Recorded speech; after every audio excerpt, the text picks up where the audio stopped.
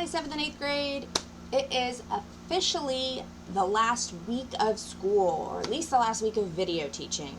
You have made it, we have made it through what has been probably the craziest school year any private school has ever undergone, but you were a part of it, I was a part of it, and we have arrived at the end. So that is something to celebrate. And so we just have 3 more videos this week, this one and 2 more to wrap up the last of the nutrition unit, and that will be the last of the material for the week, or I'm sorry, for the school year.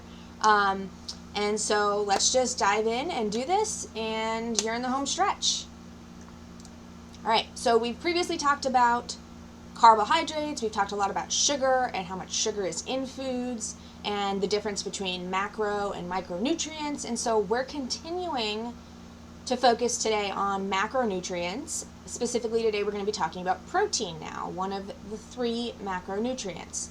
And so proteins are organic compounds that consist of long chains of amino acids. So you may have heard it said before, but amino acids are the building blocks of protein. So they are what make up protein.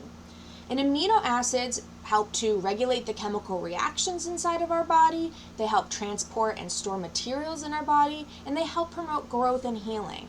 And in fact, protein is probably arguably the most important compound that you find in your body.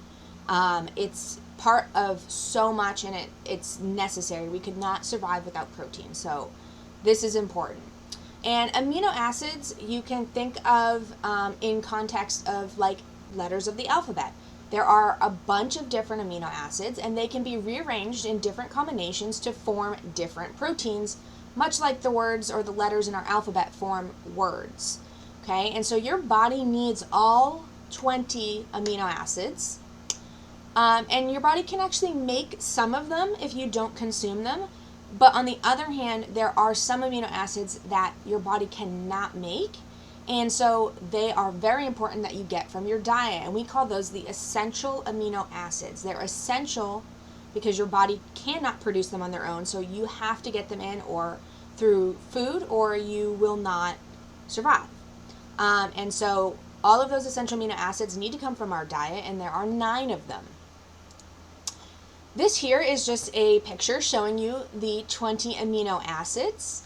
And you can see here by the key that all the ones with the dashed border here, those 9 are the essential amino acids that your body cannot synthesize or make, while the other ones are ones that your body can use materials that it has on hand to make these in a pinch. But ideally, you would get all of these in a variety from your diet, from a well-balanced diet that is rich in protein.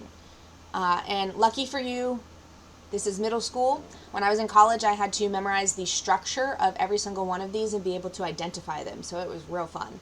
But I will not make you do that. That is cruel. And here again, I just have another image to show you that we take these individual amino acids, one of those 20, and they get strung through a chemical process into what's called a peptide, into a long chain, and then that chain gets folded and twisted and lumped together to form a protein. And there are tons of different proteins in the body, and so we get endless combinations from the 20 amino acids. Any type of food that contains all 9 of the essential amino acids is considered a complete protein source, because it gives you it's a complete source of the essential amino acids. Foods that do not contain all the 9 essential amino acids are considered incomplete protein sources, and those incomplete protein sources are not able to support growth and tissue repair effectively. And how much protein a particular person needs, someone, we're all different sizes, heights, we have different genetics, and so there is variation. So we look at age, we look at body size, we look at the quality of protein that someone is eating. So what their diet is looking like, and the physical state of the person. Someone who's a giant bodybuilder and goes and spends 6 hours at the gym and lifts and has muscles bigger than the state of Texas, they're going to obviously have a much higher protein need than someone of my size who is clearly not built like that. So those are all the things that we look at when we look at how much protein a person needs. There is a specific calculation, and we're going to go over that in a minute, to find out the minimum amount of protein you need, but again, these other things come into play when we think about that. So the recommended dietary allowance, which is usually abbreviated in the nutrition world as the RDA for protein, is 0.8 grams of protein for every kilogram of body weight. And now you might be thinking, I have no idea how many kilograms I weigh. That's not our standard use of measurement here in the United States. And so there's a conversion that we're going to use to put that into pounds, because you probably know how many pounds you weigh, but not how many kilograms you are.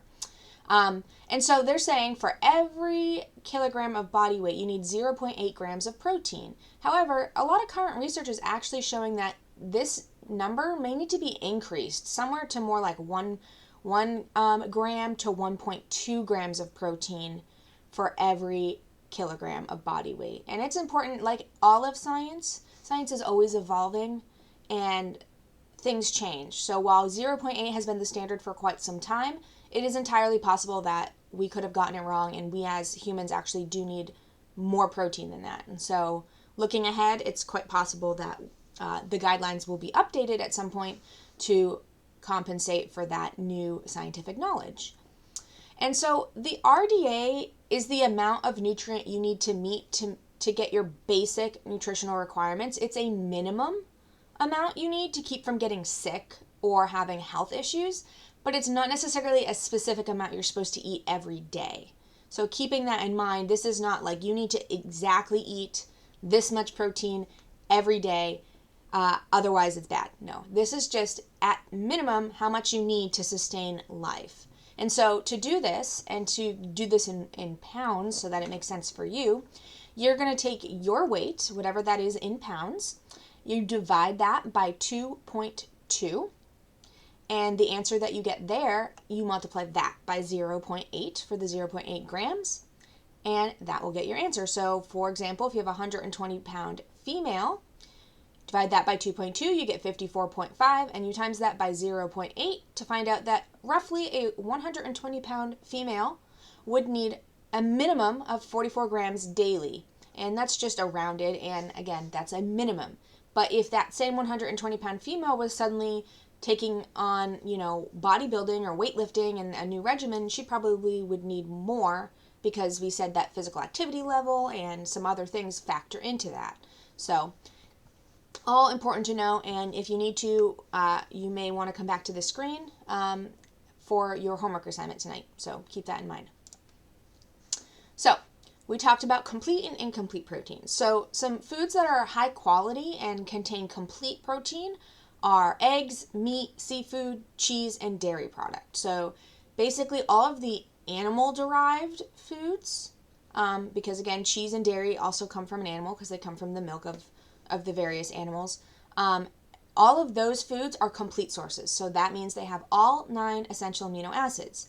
And then, of course, there's other foods that have protein. Many foods have protein, but usually in much lesser quantities and of lesser quality, meaning that they're incomplete proteins. They do not contain all 9 essential amino acids, and so they don't provide everything that you need. So things like beans or legumes, like chickpeas and kidney beans, some nuts and seeds, they have a moderate amount of protein, although majority of them are fat.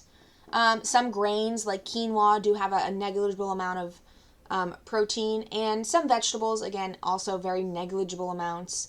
Most vegetables are primarily carbohydrates, but some other vegetables do have a little tiny bit of protein.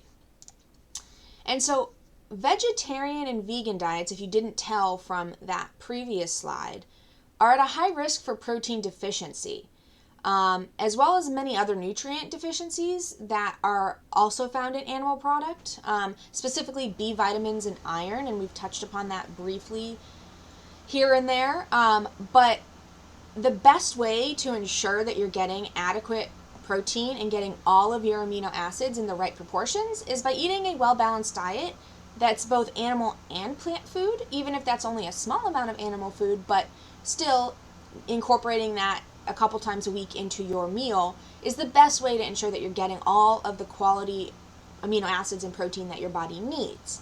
However, Obviously, there are people who still maintain a strict vegetarian and vegan diet out there, whether that's for proposed health reasons, although I disagree with that, or if it's for animal welfare and just the fact that you don't want to harm an animal. Whatever the reason might be, many people maintain a vegetarian or vegan diet. And so if that is you, or if you know someone like that, you have to combine several food groups to get complete protein. So the example I have here is that peanut butter, for example, lacks 3 of the 9 essential amino acids, so it's an incomplete source of protein.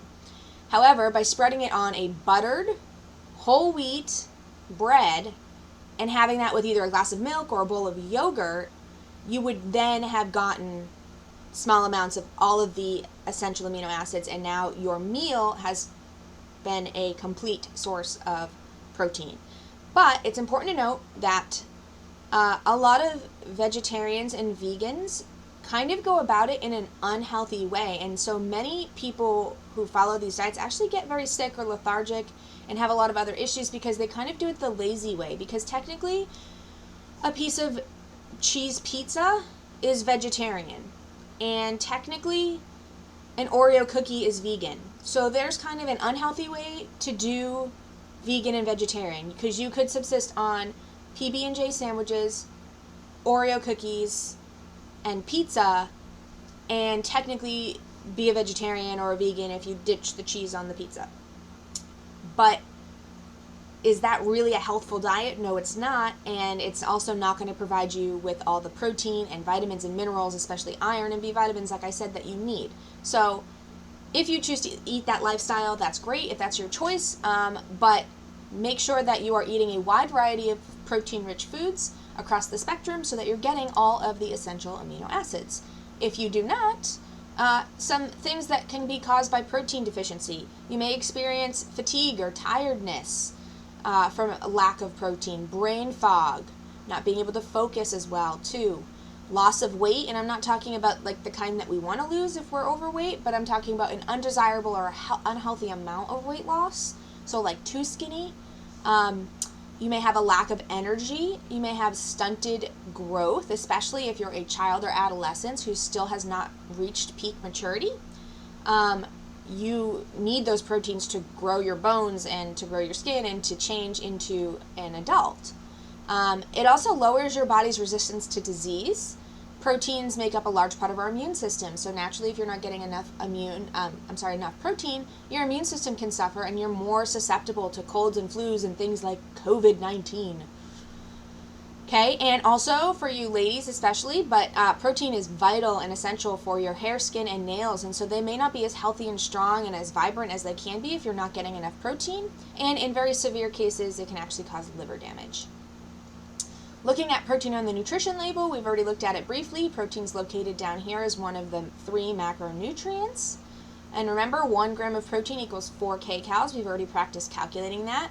And unlike carbohydrates and fat, there is no kind of subheading. There's no other categories underneath protein on the label. It's just protein. Okay? All right. So, your homework for this is first, you're going to calculate your individual protein needs and show your work. So that's that calculation from a couple slides back. So this is for you. So you need to know how much you weigh, or a really close estimate if you don't know. Ask mom and dad.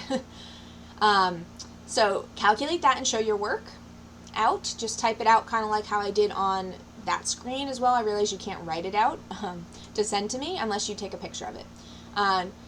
And then you are going to be writing a 1-day meal plan that meets your protein requirements from that first calculation. Okay?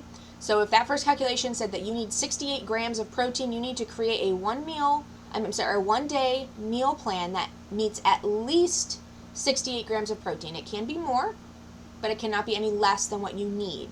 And so you need to include breakfast, lunch, dinner, and any snacks you may want to include into your meal plan. And you're going to have to look up the amount of protein in that food, including the serving or portion size.